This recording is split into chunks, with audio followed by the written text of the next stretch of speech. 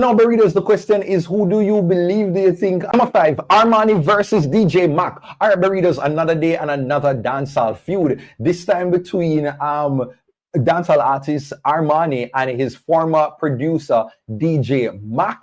No, I think this all started after, somebody tagged Armani, and this is what they said. So someone said, Armani, why it's only the clean version of hard on streaming? No, fix it, brother. So Armani responded and said, DJ Mac no pay me. Okay. So then DJ Mac said, everyone has been paid from Fiesta. I've invested millions into this youth career. Take your hit song and run with it while you can, kid. Oh, wow. No. Oh, wow. Right there. So when DJ Mac said that sound like a fighting words, because what you mean? Yeah, make it look like say only the one hit with the brother okay, have right. So the song on the countdown before with Skipper.